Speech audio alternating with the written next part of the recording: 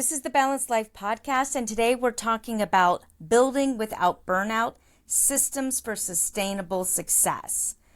This podcast is for people who are caretakers, trying to run a business, run a life, run a family, and today we're going to be looking at how to grow your business without sacrificing your sanity and your standards, because it can be really hard. You have relationships you're trying to hold on to.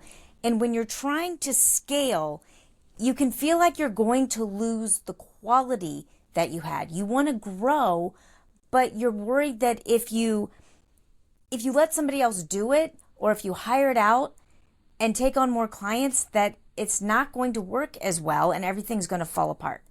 So the first solution I have for you is to document your core processes in a simple checklist. So like how you post your blogs, how you do your socials, how you respond with emails.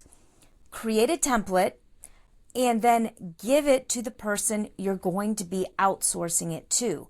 You don't want them to try to reinvent things. You want it done your way, but you can delegate small, micro delegation, one simple task, your invoicing, your socials, things like that, reoccurring tasks that you don't necessarily need to do. You don't need to have a big team. You don't need to bring on a lot of hiring.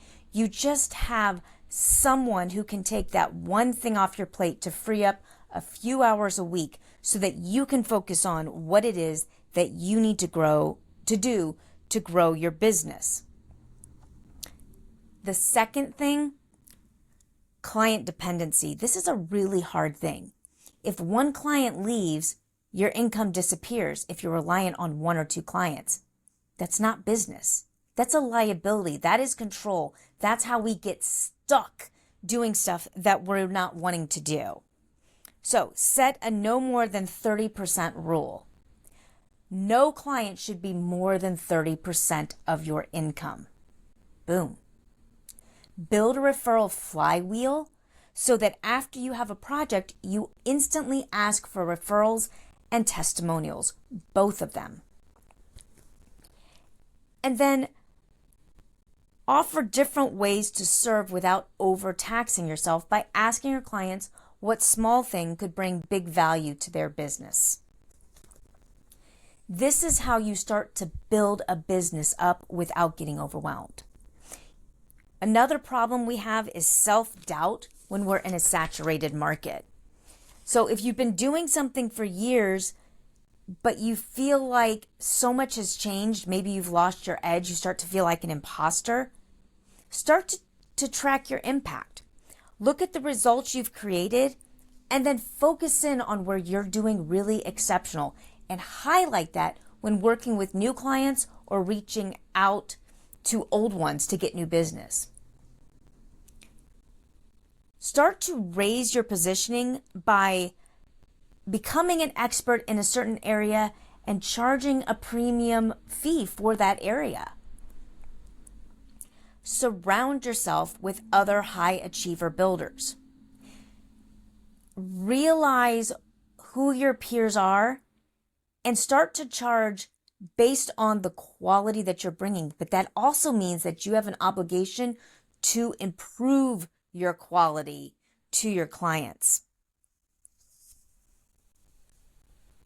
It's time to build smarter, not harder. That's what we're trying to do. We can't keep up with the cheapest and the biggest like the big guys, but what we can do is specifically meet the challenges of our clients and build for real people with a real life. One thing you can do if you need help with that is you can enroll in my course or in my one-on-one coaching where I can take you through. There's information in the description below along with notes and ways to reach me. My course is less than $50 and my coaching is less than $150 a month for one-on-one personalized time, if that would be helpful.